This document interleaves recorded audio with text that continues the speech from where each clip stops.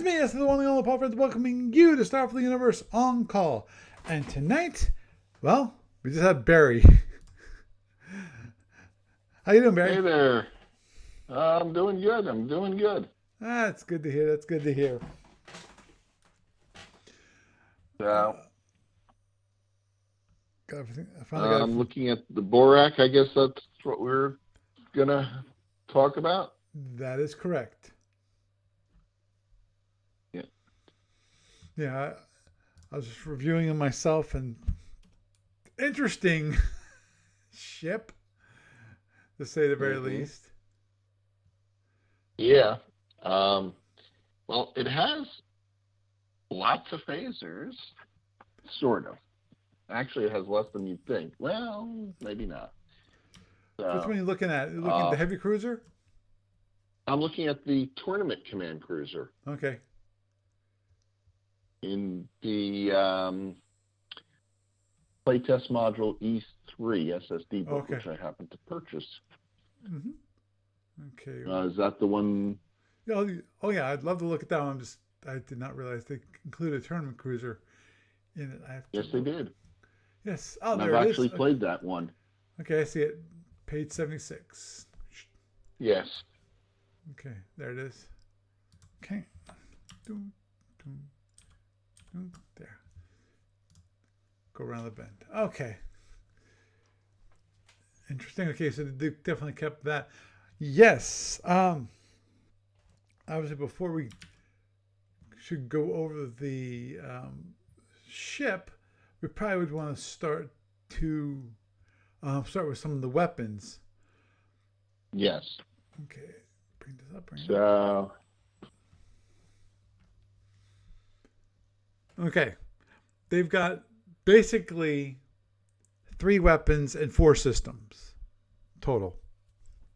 Total. I'm including 3 weapons yeah. in the total systems. Well, they've got all their weapons are phaser based, except for I'll consider their fighters to be a weapon. Yes, they are. Yeah. The hunter killers are weapons. Yes. Yep. Very interesting weapons to say they've And released.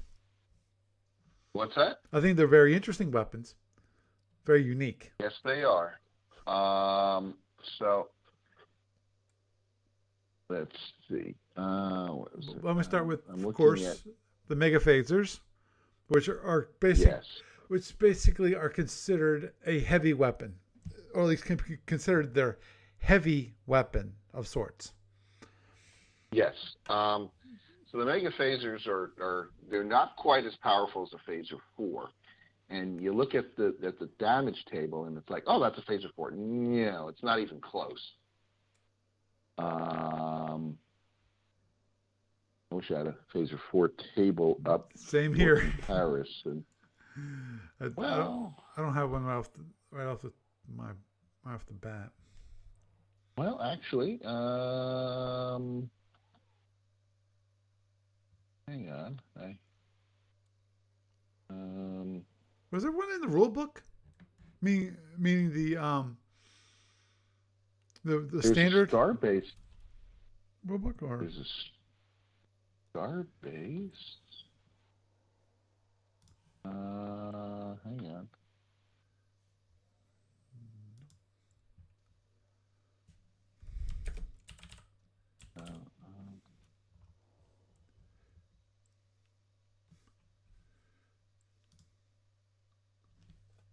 Let's see.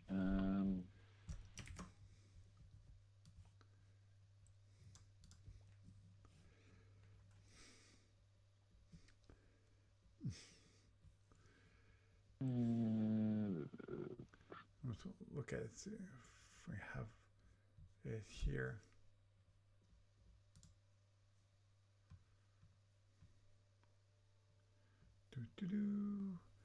That'd be in phases are E, right?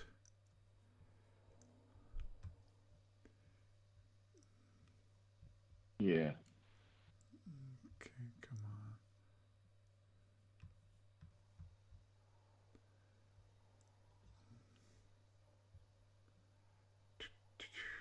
Oops. Direct fire weapons at E. Okay, small target. Okay, phasers. Okay, type 4s. Okay. Then what's powerful? Blah, blah, blah. Okay, I was just wondering. I do not see it. Well, I found something that'll work. Okay. I found a battle station SSD. Mm-hmm. Okay. So there's the Phaser 4 table on there. So Phaser 4, first of all, it hits harder at range 0 to 3, its first range table. Mm-hmm. And then its next range table is 4 to 5. And at range 5, a Phaser 4 is hitting almost as hard. Yeah, at range 5, a Phaser 4 is almost as powerful as a Mega Phaser at range 0. Ah. Okay, Yeah. so the Mega Phaser attenuates a heck of a lot quicker than the Phaser 4. Well, not only that, but it's at range 0 through 3. Look at a Phaser 4. It does 20 points on a die roll of 1 through 4. Whereas Right. Mega Phaser does 20 points on a die roll of 1 through 2. And it's even only the range 0. At minimum range 3, it's the maximum is 15 at the roll of 1. So yes, Mega Phasers, pale in comparison. They attenuate a lot faster. Going they from do. if you give this a minor bit of leeway and say Mega Phasers and Phaser 4s are approximately equal. Obviously, Phaser 4 is a little better at range 0. But after range 0... Oh, I think the Phaser 4 is a lot better. Well, I'm giving it a little leeway here and say they're approximately equal. As I said, yes, I agree. Phaser 4s are better. But, let's just say... Oh, but it's after, a lot better. But let's just let that slide. Because Okay. I understand that for 20 points of damage for Phaser 4 on range 0 is what? At range 0, the Mega Phaser is close to a Phaser 4. No. But still a little Right. That's what I mean. At range 0. Yeah. I'm not talking about outside of range Yes. 0. I'm talking about range 0. But after that, it attenuates greatly from range 1 to 3 compared to a Phaser 4, which maintains the same to hit as correct as range 0. That's right. all I'm saying. Yes. Yeah. So, but still, it has the same power requirement, which is only 2 points of power, which actually, for such a heavy weapon, is pretty darn good. It is. Now, a Phaser 4 has a firing arc of 240 degrees. A Mega Phaser has a firing arc that's a molar firing arc. Yeah, I noticed that. Now, it does have a turret, which helps. Right, it's on the turret, yes. Which can be changed once every 8 impulses. Yeah. Well, yeah, it can be changed 60 degrees once every 8 impulses. Yes. Yes, which is actually pretty damn good. Yep. So it's obviously it has to be pretty darn close to the hex row when you're firing at it. Well, the other thing to keep in mind is that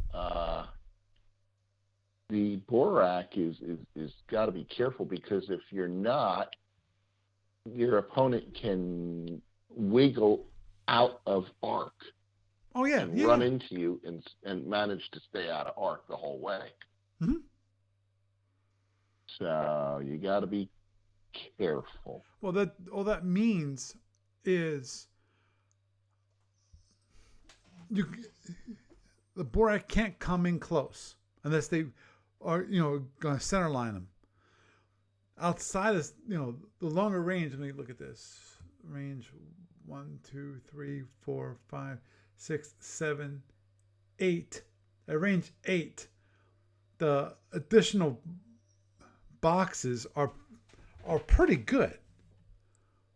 They're additional what? 2 off the center line. You can get to range 8 and get 2 off the center line. I think it'd be hard for your opponent to stay off that. Well, yeah, but at range 8, the mega phaser is not that powerful. Oh, understood.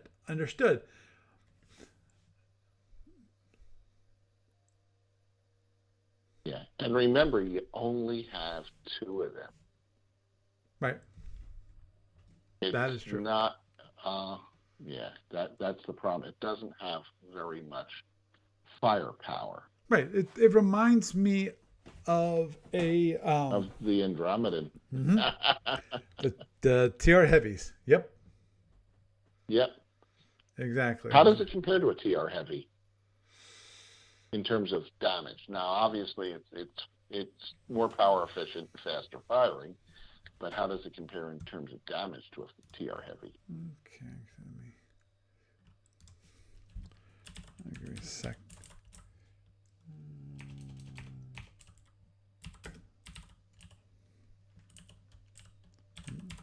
I'll look at this real quick.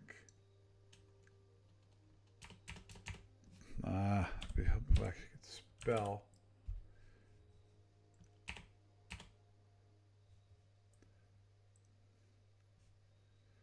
There they are. E9. So let's go look that up. Because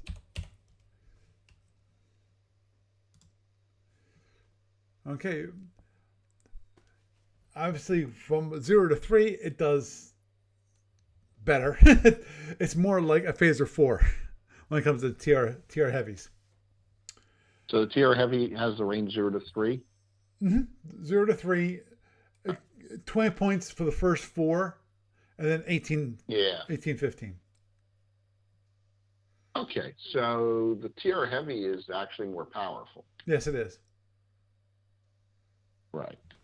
So this is better than a TR heavy in terms of more power efficient and faster firing. Right.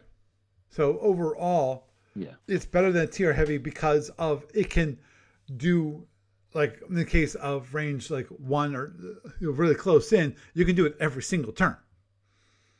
Yes. Versus the TR heavy, which is every two turns. So right, and the TR heavy takes more power, and this one holds for nothing. So in that sense, yes. And also there's a benefit of it being a phaser because of it can be tied into the whole phaser capacitor system. Correct. And it can also damage plasma if that's required. Right. So you have the mega phasers, and then you have the phaser cannons, which are basically kind of like a Gatling phaser, in some ways more powerful, in some ways less powerful.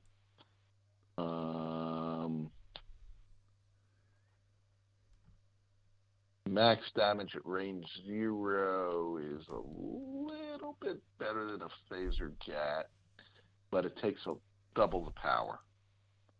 Yeah. So it's not quite as nice. And there's another limitation of the phaser cannon, and that is if you're firing a phaser Gatling, you can fire all four pulses at different targets on the same impulse. Is that correct? The Gatling phaser? Yeah. Yeah. Oh, yeah. Yeah. So there's 4 drones out there. I say one shot at every drone, all in one impulse. Boom. Phaser cannon can fire 3 impulses, and it can fire all 3 impulses in the same, 3 shots all Yeah. 3 shots in the same impulse, but they have to be at the same target. Right. If you want to fire at different targets, you have to fire them in different impulses. Agreed. And unfortunately, we don't have the plus refit. What's the plus refit? Yeah, plus refit. An upgrade was developed for phaser cannons, allow them to be fired that as a single phaser 1. This upgrade was applied to, yeah. you know. Okay. I'm not sure actually that wouldn't help that much because basically just change the phaser cannon into a phaser 1. Yeah. Which, if you don't have much power, but to tell you the truth, the phaser cannon is basically, it's a phaser. It fires as a phaser 2 for 2/3 of a point of power, but it's basically 3 phaser 2s in one package. Yep. That are a little more efficient. Mm-hmm. Well, that's not too bad, really. Yeah, it's not. Yeah, the phaser cannons are useful. Not as nice as the Gatling, but a little longer range. Yeah, and come on, be honest. The only downside of it being a phaser cannon compared to a Gatling is the multiple targets. Yeah, and it takes twice as much power. And in tournaments, how often do you have multiple targets other than drones? Not often. And even the drones, you can take advantage of that by just firing it over multiple impulses. Correct. These are it phaser is longer 2s. range. Yep, exactly. Yeah. But it does not have any. This ship does not have any phaser. I mean, it has 2 phaser 3s. It's not much. Yeah, I agree. Aegis 777 in Twitch chatted this saying that the Borak or good tactical play and close-in maneuvering can easily wreck their day. I mean the Borak's day. Yeah. Yeah. Yeah. Right. Now, the ship only has 30 power. Huh? 30 power. No, it does. It's more than that. 1, 2, 3, Oh. 4. You're right. And this, okay, hold on. This, please don't tell me. I'm looking at movement cost. I can't find. 3/4. 3/4. There it is. 3/4. And it has 30 points of damage. Not 30. I'm not 30 power. Yeah. Dang. I'm sorry. Yeah. Let me look at this. Not enough power. Yeah. It's got a decent number of phasers, though. Jeez. Well, if you discount the phaser M's and the phaser C's, she's got 6 P1s and 2 P3s. That's light. Right. Yes. And the phaser, mega phasers and the phaser cannons are your heavy weapons.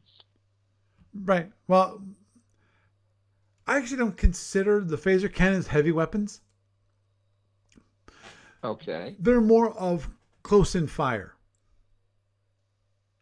Okay. Well, the phaser cannons are not your heavy weapons, and that ship has very little in the way of heavy weapon fire capability. That's true. Now, the one thing it definitely has, which is the other kind of system, which is kind of a weapon.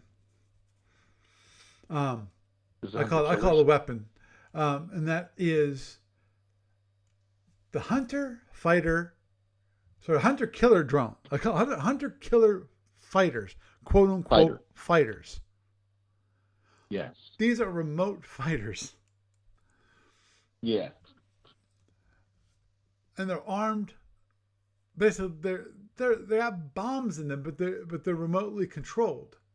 Now, my understanding of that means that you got these fighters. They're Speed 15 fighters. You know how? I know Sandy Hemingway described the Hydran fighters as roaming nuclear space bombs. These are actually roaming nuclear space bombs. Not as powerful, but still. They're lighter than the Stinger. They take only 8 points of damage to kill versus 10. Right. Although they don't cripple as easily. So they the cripple is the same point. It's harder to cripple. Yeah, they cripple at the same point as a Stinger. Right. And they have a phaser 2 and a phaser 3. Which is not bad, but these the whole thing of a hunter killer is that they explode. For basically it's a roaming bomb. That's what it is. Yeah. So you can kind of consider them their seeking weapon. Right. So I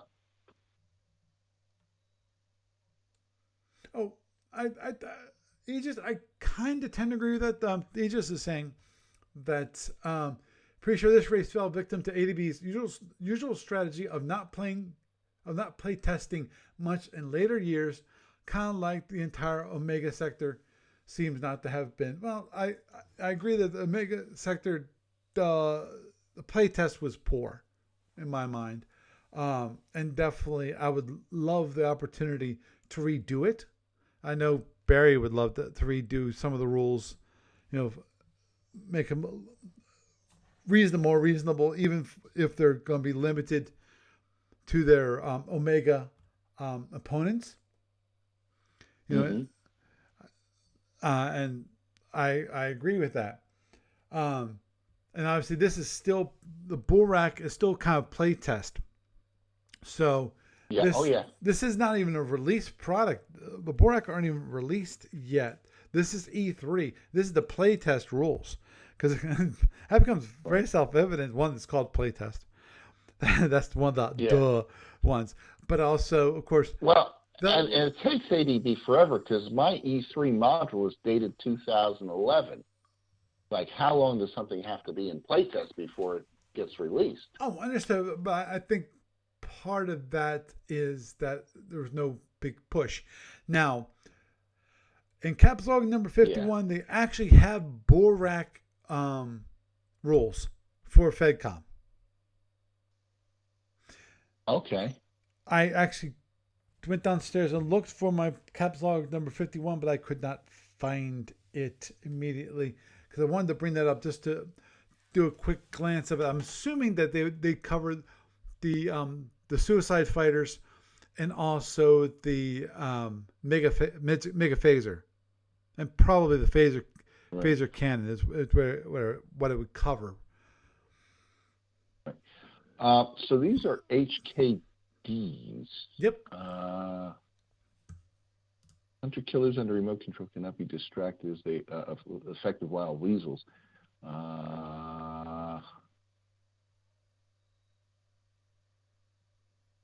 If the unit controlling a hunter killer on remote control launches a wild weasel, the hunter killer becomes uncontrolled.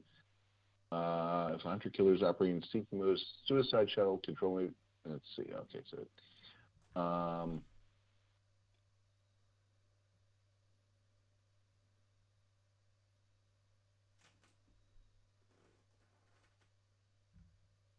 Yeah. Right. Let's see.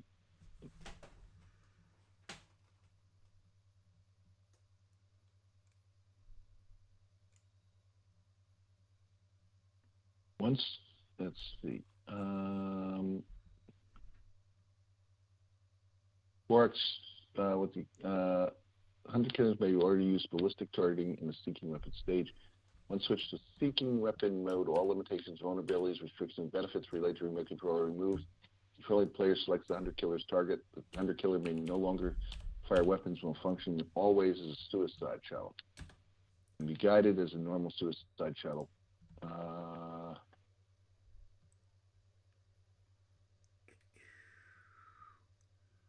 Where is it? There's remote control fighters.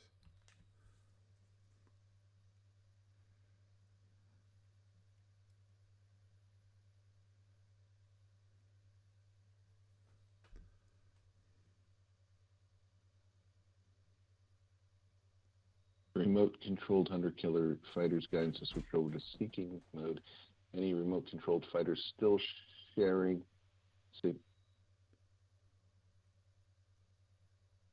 seeking mode is a suicide possible. Okay, so once it becomes a seeking weapon, it's you have to recover it to.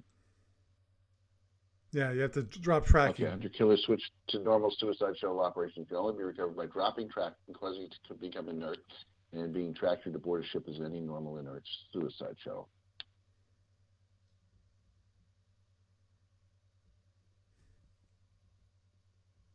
Under a remote, the decision to impact target may be made at the instant a hunter-killer with an antimatter bomb enters the same hex as any potential target. Hunter-killers under remote control are not required to switch to seeking mode. But if this is not done, the hunter-killers remain vulnerable to enemy defensive measures. Mm-hmm. But I'm looking at it going, okay, so why would you ever want to switch it to be in seeking weapon mode? I don't see the reason at the moment. Because it's an 18-point bomb. Right. Can you not activate it while it's in remote control mode? What's that? Yeah, so impact under remote control. If under remote control, the decision to impact a target may be made at the instant hunter-killer with an antimatter bomb enters the same hex as any potential target. Hunter-killers under remote control are not required to switch to seeking, but if this has not been done, the hunter-killer will remain vulnerable. If this is not done, remain involved with any offense described in J15, which is at the moment my understanding is they can be instructed by special sensors, and that's about it. When it comes to tournament, there's no reason. You can't get uncontrolled. Right. Unless you drop a weasel yourself. Right. Yeah. Looking for the ship. Right. After all weapons are disrupted, right? We'll turn. All right. Toward the carrier that's controlling it, and purchase a seeking weapon. They will not, quote, hit damaged carrier, but will attempt to enter and remain in the same hex. Okay. Okay, so the Hunter-Killer D is what the tournament cruiser has. Right. The final version of the Hunter-Killer series was phased. Okay. Added increased flexibility. Phaser 2 gave it a standoff capability, while its high speed made it a significant. So it's got Phaser 2, a Phaser 3.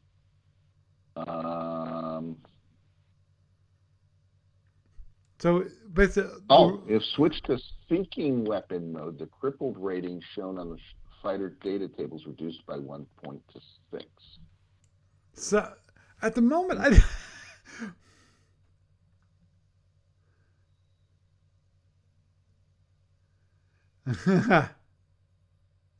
What? Well, that's a hope. Aegis was wondering when the Kosians would be released. He's hoping this century. And also, he assumed that since we were looking at a tournament cruiser, that it was already finally released. And no, unfortunately, it's not. But when it comes to, at the moment, when it comes to the tournament, those fighters, I see no reason. There's absolutely no reason to put in seeking weapon mode. The only time you'd ever want to do that is playing in normal fleet play, where you don't want to have to worry about special sensors disrupting the fighters.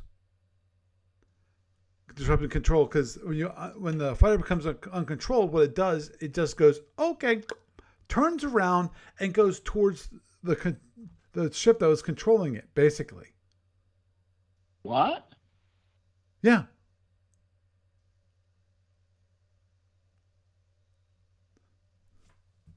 That doesn't make sense. If control over a fighter is lost or disrupted for any reason, all the fighter's weapons are disrupted, as is its ability to control seeking weapons.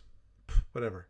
An uncontrolled fighter will turn toward the carrier or other ship that was controlling it. Or the last known hex if the ship was destroyed. And approach it as a seeking weapon. It will not, quote unquote, hit or damage the carrier ship, but will attempt to enter and remain in the same hex. Basically, it tries to stay. It has like a homing beacon, where Okay. It's like these drones these days, where you can just say, "Come home," and knows where it came from, and it comes right home. Mm-hmm. That's if things are disrupted. So in this case, if the Borak had those two fighters out running about, and it had to do a wild weasel, it just goes, oh, okay. They start turning inward. They turn towards the ship. Oh, so you can recover them in. Well, I'm assuming I've not looked at this yet. The carrier can resume control under the condition that caused control to be lost is removed. If the control ship was destroyed, but whatever. An uncontrolled fighter can take no action to defend itself. So, from the sounds of it, that if you lay down a wild weasel which disrupted the fire control of the fighter, disrupt the control of the fighter. After you're out of that wild weasel situation and you have active fire control active, the fighters are now back in your control, and everything's hunky dory again. That's the way I read it. Okay. So the symbols on the fighters, does this fighter have chaff or something like that? I'm assuming that's what that box means. What? Okay, what's the diamond in the front? My guess, that is the bomb. Okay. And then you got the large phaser and the small phaser. Mm-hmm. Okay. Which So don't have any representations. Right. But that 18-point bomb is certainly worth using. Oh, hell yeah. Especially, it's a nice speed 15. So, yeah. Yes, it's kind of a slow drone. It's not speed 20. But still, it's pretty darn nice. Got a phaser 2, a phaser 3, and then a bomb. Yep. And it's controlled. And it takes a lot more. And it's got a lot more. It takes a lot more punishment to kill it than a drone. Yes, and remember one thing: these are controlled fighters, remote control fighters. Yes. That means this is not just a sinking weapon which has to go following the ship that it's going to be targeted for. Right. You can say, "Oh, don't go over there. Yeah. I want you to meet him up over there." Right. Or I think he's going to move that way. Right. Yeah. Or fall back. Position yourself. Mm-hmm.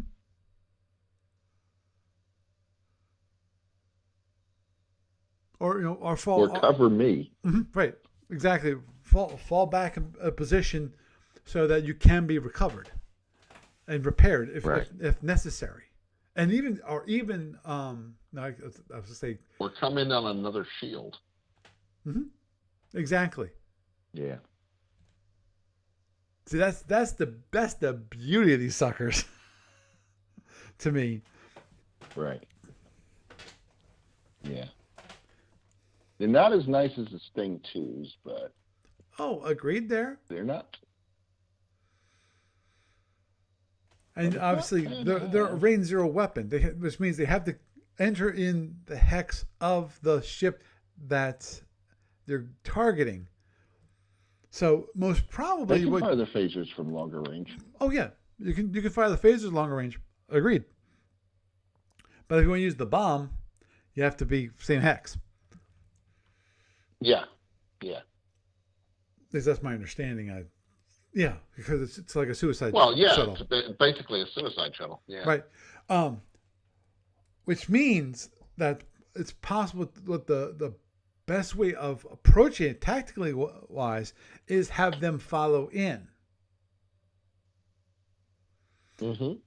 Meaning that your opponent has to either hold quite a bit of firepower, Shoot at the.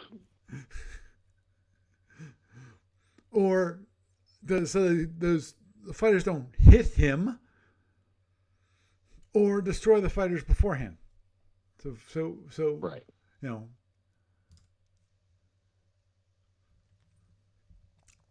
So I think they're kind of a secret weapon of the Borak, honestly. Well, to tell you the truth, they're easily defeated by tractors. Right. That is true. And unlike a Stinger, you can tractor them in, for a turn or two or three and just ignore their phasers, because the Stinger will, if you just say, I'm going to tractor a Stinger at range 1 and pick it off 2 turns later, lots of luck there. Yeah, but at the same time, if you're holding it for 2 turns, that'd be kind of crazy in my mind, just because of you're wasting that tractor for one, and you're just waiting for the ship to come around, knock down your shields, and hit one of your tractors. Yes, yeah. But what I'm saying is that, okay. I agree that a tractor easily defeats the fighters. Yes. But what I'm saying is that it's not necessary to take the fighters out, right, like you would with a Stinger 2. You can wait a turn or two while you're concentrating on the ship. And the fighters will, a P2, a P3, it hurts, but not, it stings a little, but it's not take your ship and rip it to shreds. I mean, you leave 2 Sting 2s at range 1 for 2 turns, there ain't going to be any ship, even if... Yeah, they'll only do around 40 points of damage. Yeah. Because each fighter can do, at range 0, or at least even range 1, they can do 10 points of damage per turn, each fighter. 10? 9, sorry. They've got a Gatling and 2 fusions. Oh, I understood. I understand. It's greater for the Hydran, but I'm saying that still you can't really just slough it off completely. Well, this ship can do Yes. 10 at range 1. Yes. Yeah, the fighters do 10 points of damage at range, can do 9 points of damage at range 1. Yes. That's if it's rolling well.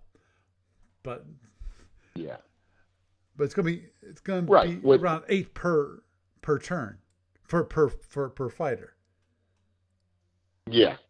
Yeah. So maybe, it's like, okay, the ship's coming in, the fighters are following it.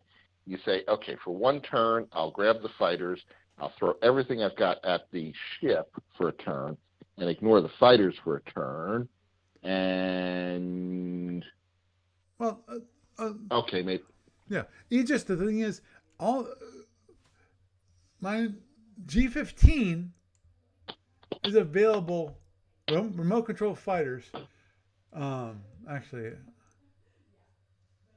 all empires which use fighters can use remotely controlled fighters. All fighters and shuttles types can be modified to remote control. So they have to be specifically enabled for remote control, because basically you have to remove all the control systems that normally would be for humans. they have to be modified so they actually take control by radio. So now, if you're talking Well, about one can assume that yeah, that a shuttle that doesn't have to carry people is, you don't need life support, you don't need a crew compartment. That radio is a lot tinier than a person. oh, agreed. Yeah. Yeah, that's true. Grim Death was mentioning that maybe it's not in everyone's arsenal because of the trivial to jam, and that is true because of special sensors. You can just start going ping ping ping ping.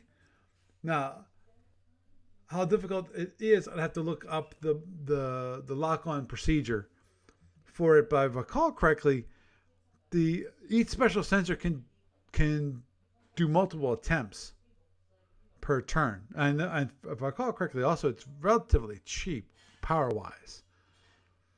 Yeah. So. But I don't think the tournament command cruiser is powerful enough. That is possible. I know that.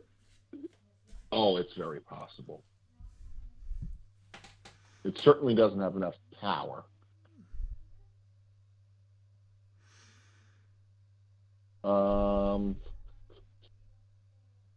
So where is the?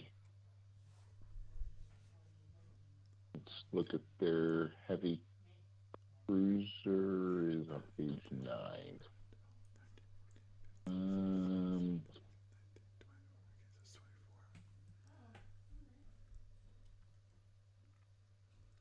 Okay, so it's 24 in the rear shields, and I'm assuming 30 in the front shields. So the heavy cruiser is even lighter than the tournament cruiser. Oh, but the plus refit and the wharf refit make those phasers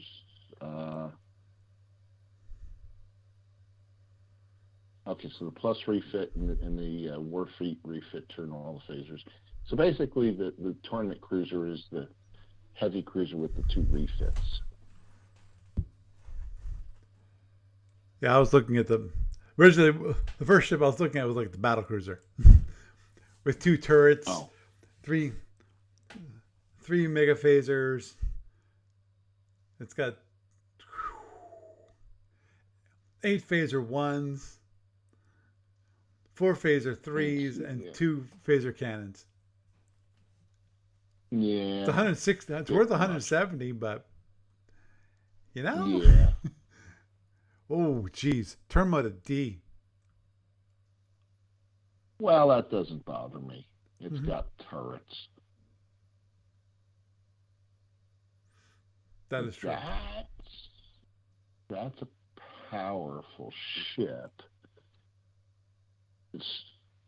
So now we're talking about 38 power, a movement cost 1.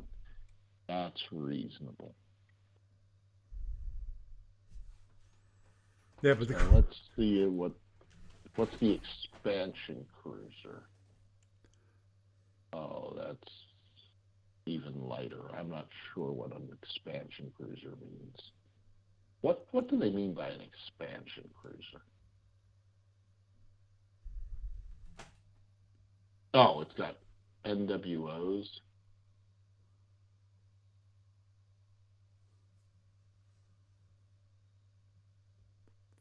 That's possible. Another command cruiser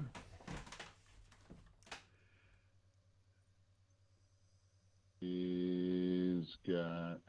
In theory, but you just I agree that there should be the whole idea of autonomous fighters would be, you would think it would be available, but at the same time, the whole idea of if you can't, I understand fighters are probably simpler than doing a whole ship, but they could never have a computer run ship, except for the Drex, which they're totally crazy.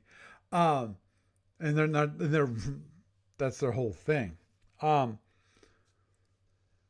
but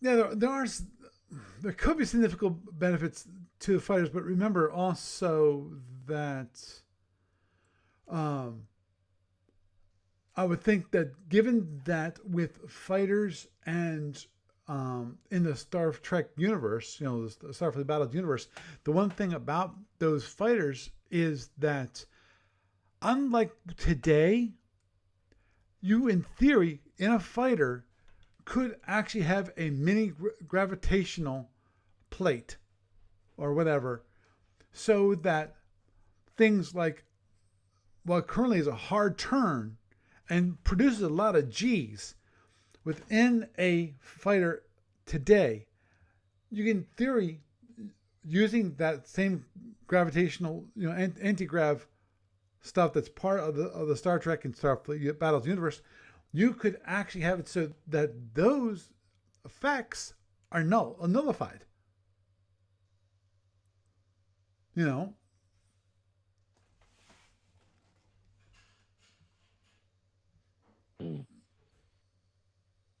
Sorry, what were you saying? I'm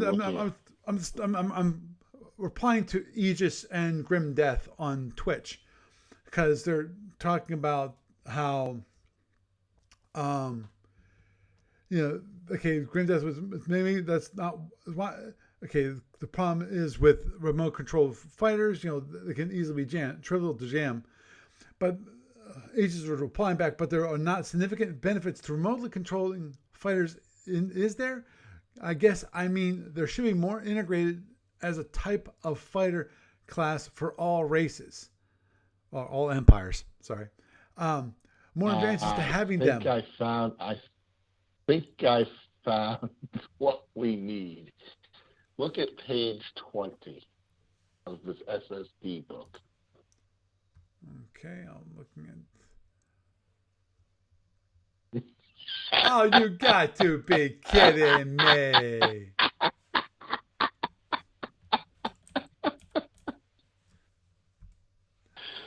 Borak gunship. I wonder what that looks like. I can't imagine.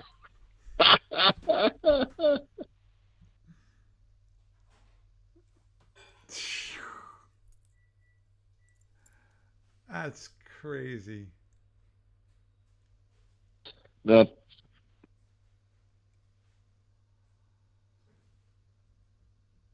what the heck? Turret 2 cannot fire in direction 1 or into the row of hexes extending directly behind the ship. So turret 2 is basically. Well, that makes sense. It can't fire at its own turret. You can't. No. Turret 2 is the rear turret. It can't fire in the hexes directly behind it. No. Turret 1 can't fire direction 4, which is directly behind it. Turret 2 can't fire directly ahead. Or into the row of hexes extending directly behind the ship.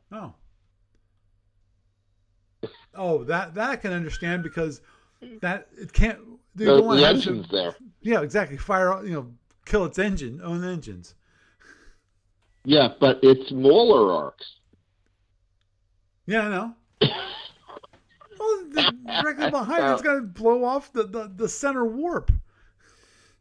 And why didn't they just say turret 2 cannot fire in direction 1 or 4? Yeah, that's true. That was poorly worded. Yeah. And I agree, Grim. When they make autonomous units, make drones autonomous, which they already did. It's called ATF. And so they're self-seeking. And for the most part, seeking weapons are dumb. Well, kind of dumb. I'm not sure how much AI you actually can add and involve, because one thing that you can do against drones is that you can have all kinds of electronic warfare against it. And I'm sure when it comes to any advanced control system or a guidance system, you can affect it by electronic warfare of whatever of multiple sorts. And Graham Death also mentioned that, but the game has a field that needs to be preserved. I agree there. And super smart missiles and fighters would change the field to another style. Yes, I agree there. But the thing is, super smart. Define super smart drones.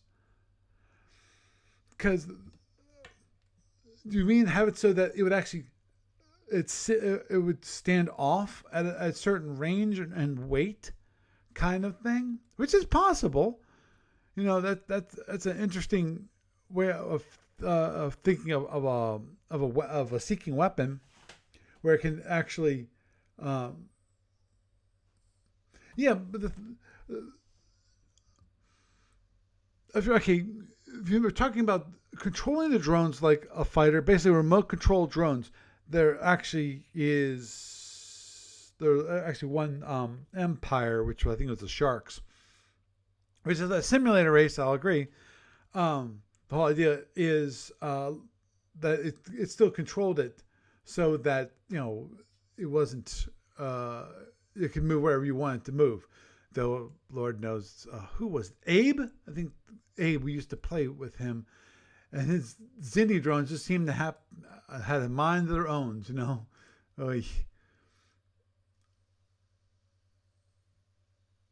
Yeah. Well, the game was written in a time when machine autonomy was way in the future, changing these aspects of the games we are talking about that would increase its appeal and feel, in my honest opinion. Machine autonomy, I'm not so sure it would. It overall, I feel like adding autonomous seeking weapons, once that's not even autonomous. We're not talking about autonomous here. Because of the question is, how, if you think about autonomous, okay, let's say you had an autonomous drone. When does it, you launch, that's your target. It knows what the target is. It knows it needs to land on that target. Now the question is, what are the countermeasures that it would take to do that? That's the question at that point. How much? I think I found the chip. Okay. Let me finish what I'm saying. When it comes to the autonomy, how much autonomy do you want? If you're thinking of more of a grid-based system where you have individual units working together to attack a target. Again, well, they can move, avoid certain obstacles. Yes, they could possibly have to avoid certain obstacles, but what are the limitations of that avoidance? It's just like fighters. Fighters themselves have a limitation on how they can avoid those obstacles. Because you can put a T-bomb in front of a fighter that just moved,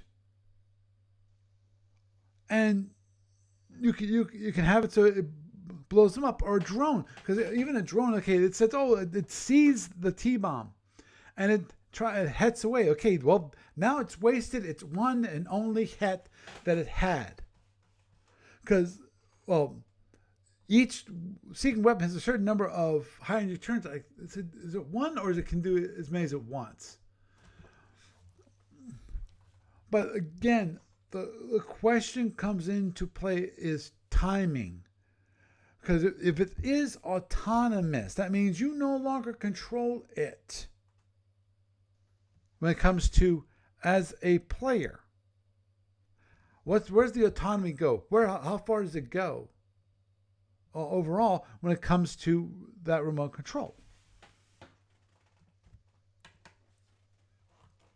The approach determine terminal phase to hit more vulnerable shield, for example. Well, obviously, again, that means that what they have to do is go around the ship.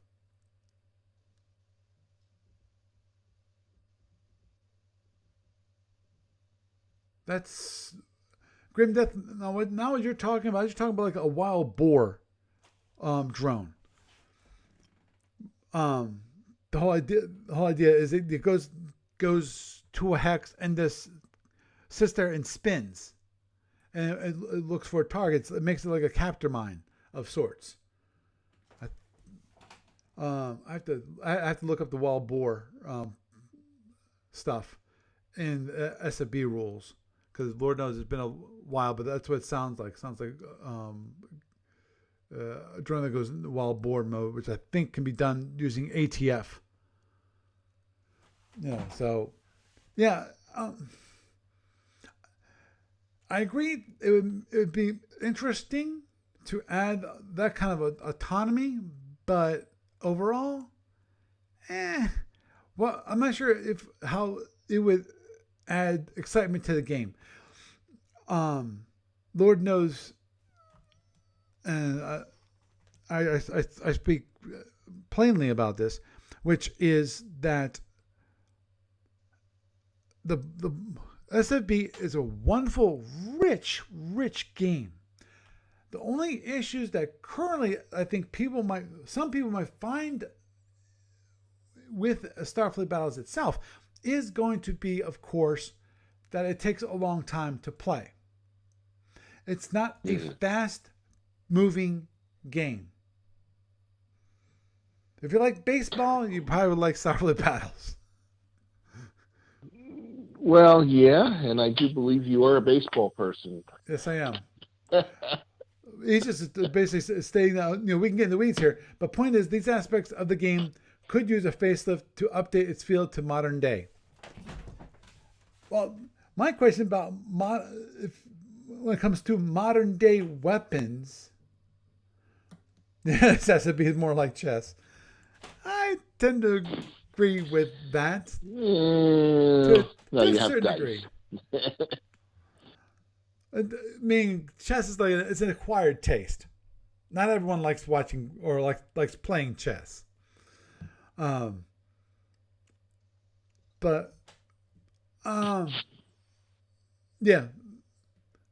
I would. Lord knows,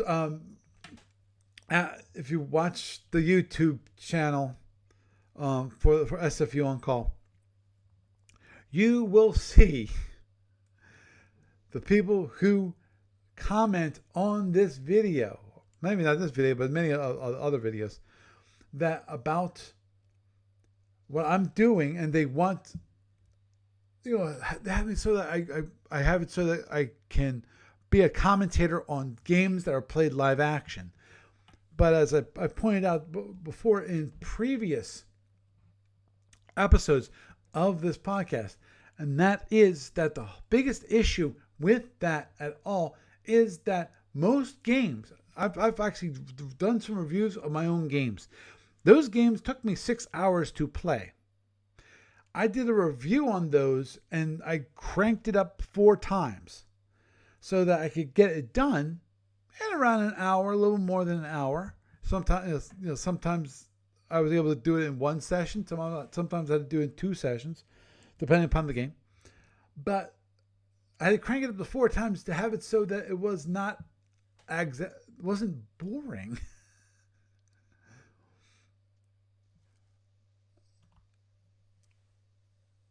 Yes, I agree there. I agree that Grim Death, which is modern day game design, sell these days are 1 to 10 pages of rules, and I agree. SFU will never get there. I think I've actually have thought multiple times about a game based on the SFU universe, which is more to my liking. The biggest issue I currently have is not movement, not turn mode and things like that. It's how the weapons, getting it so that you can get that same SFB FedCom feel when it comes to weapons, and how the ships work, and have it so that it can be a fast-paced game.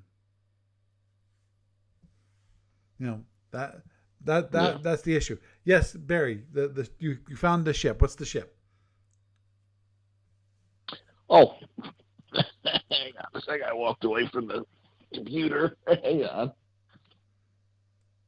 I'm in a strange mode today. Page 66.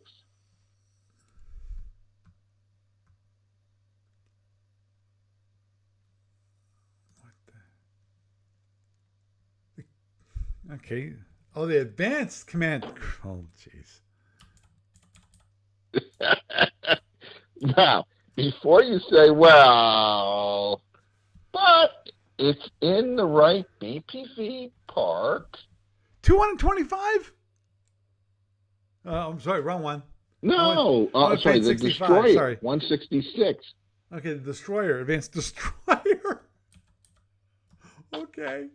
Well, because the problem is that the other one is just a little too light. Right. I needed something with a little bit more. Okay. And since the hydrogen-based one was just not to your liking.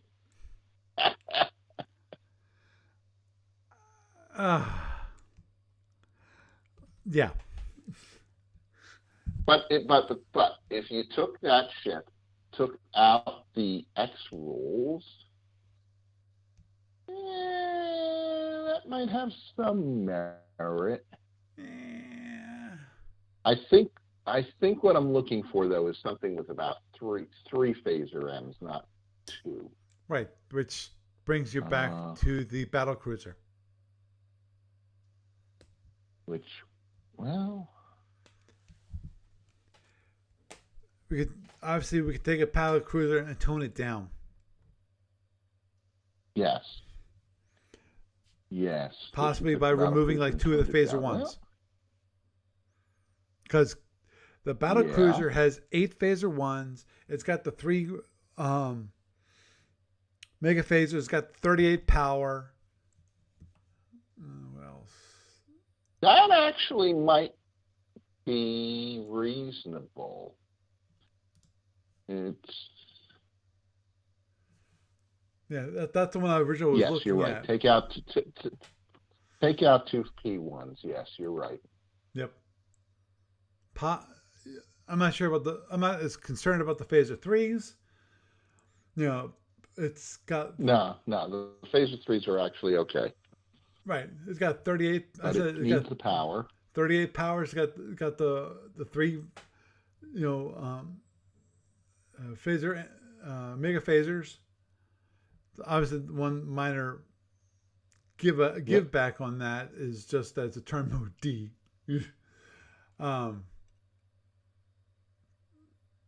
But which is fine. It's got turrets. Right. Agreed.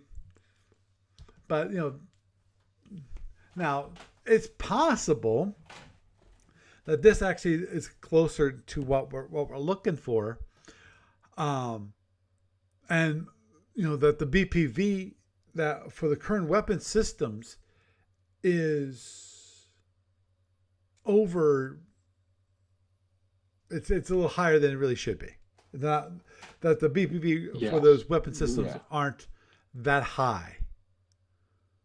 Because Lord knows, when it comes to BPV, it's a balancing act because it's next to impossible to have a single number really tell how much that ship is actually worth. Yeah. In battle. Right. No, I hear you. No, Grim Death. The Borak are actually considered play test material, though. I think it was the whole idea is that the Borak were in hydrants. They were pretty sure they were destroyed by the hydrants. Is what they were. That's why we have that one hydran ship. That Brothers of the Anarchist kind of feel.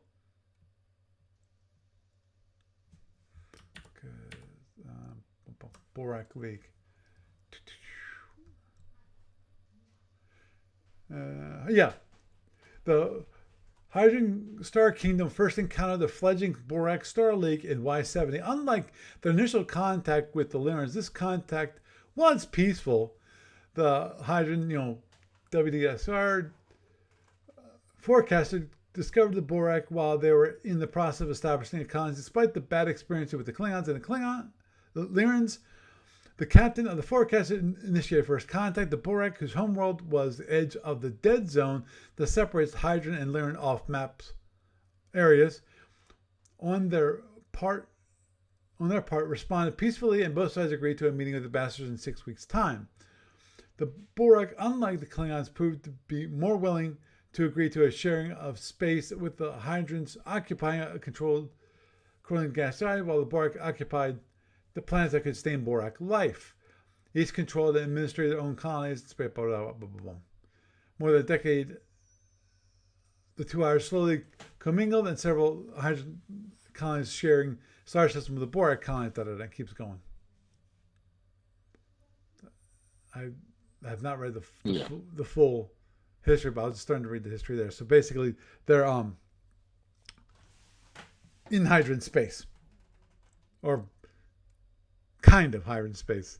They're as described before. They're in the dead zone between the Hydrogen and Lyran off-map areas. So they're kind of in Hydrogen territory, kind of not. It's weird. But anyhow, that's where they are. Yeah. And they're not really. They're not even Hydrogen foes. They are allies, I would think, to the Hydrons, because they were more than willing to be peaceful. It looks like that. Yeah. The Hydrons looks like, I'm looking at Lyran history. That is okay. The Hydrons saw that their home planet fall to the Klingons. Soon the Klingons would meet the Borak on their own terms, and Borak learned. Seemed that Hydrons that once the Borak learned the Star Kingdom, it was no longer able to defend them. They joined the aggressors in completing its destruction. Ooh. So the Borak joined in the fray instead of trying to help out the Hydrons. Okay. Didn't work out too well, did it? Didn't work too well, no. The Hydrons never allowed the Borak to return to space as a power. Borak ships and other than those in the early years are all conjectural and were developed in the simulators. However, the Borak served the Hydrons well in the General War. When the kingdom fell the second time, there was no doubt in the Hydrons Admiral's mind that this time there would be an advance into the old colonies. The Admiralty was convinced to run deception operations. Data from the Borak simulation was allowed to fall into the hands of the coalition. So forth. So, interesting. Yeah.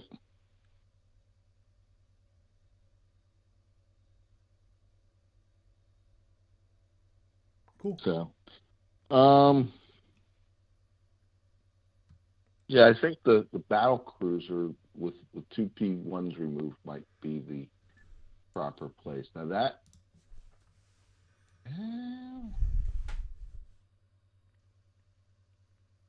yeah, oh gosh.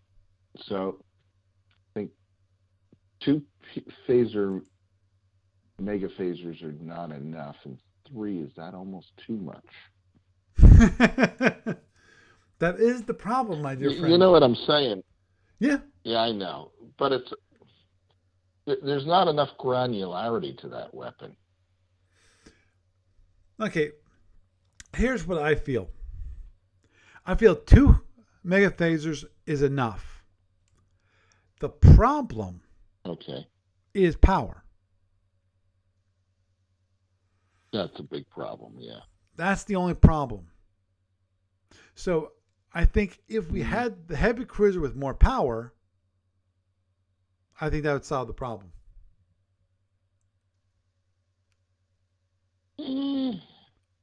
Maybe. it's still not. Yeah, I guess you're right. Yeah. I still like to play it because the big difference here is that this is always the most difficult thing I've found to do, Mm-hmm. which is do a comparison of ships when you're talking about two ships that have different movement costs, because you've got a power curve where the weapons themselves are static, Right. but depending upon where you're on that power curve when it comes to the how fast you're moving, it's obviously moving faster is cheaper with a like a three, in this case a 3/4 moving cost ship. But Correct. when does that leave the amount of power available for weapons and defense, i.e., shields, available? You know, Yeah. there's a balancing act there. So maybe Mm-hmm. that the heavy cruiser doesn't need 38 power, it needs maybe 34 power to make it more viable. Now, Right. the Right. weird part that I'm noticing about both those ships, there are no APRs, Yeah. which is weird.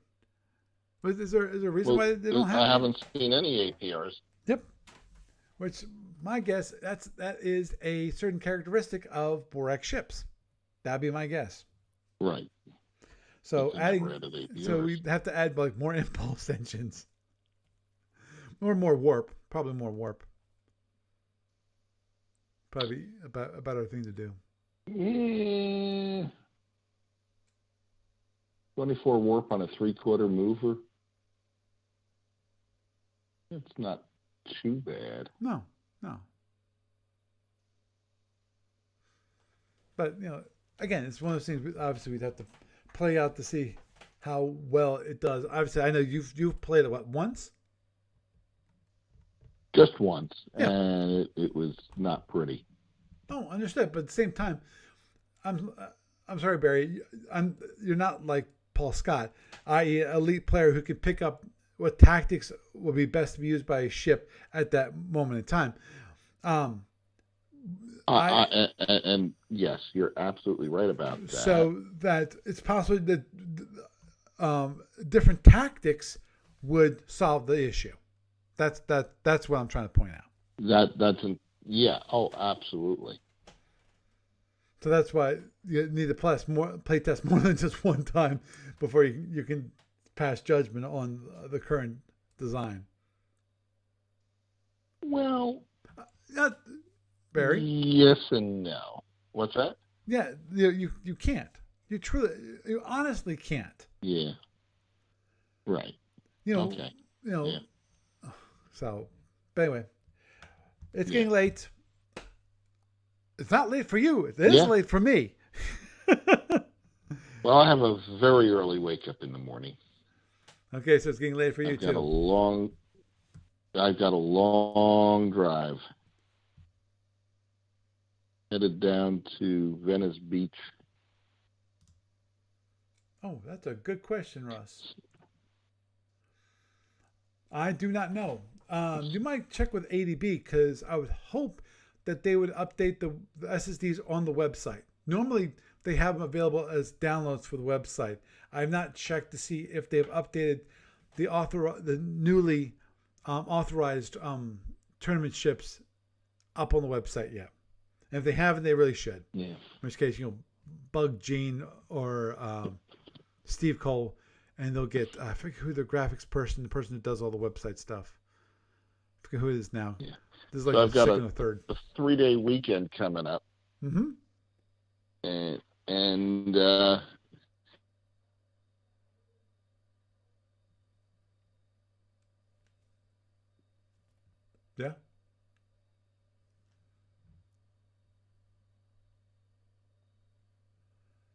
I said, hey, he lives just south of Los Angeles, and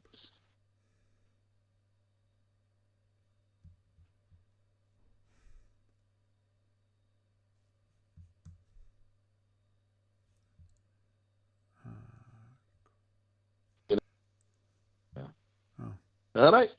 Okay. See you next week. Okay. Hopefully. See ya. Bye. All right. Bye.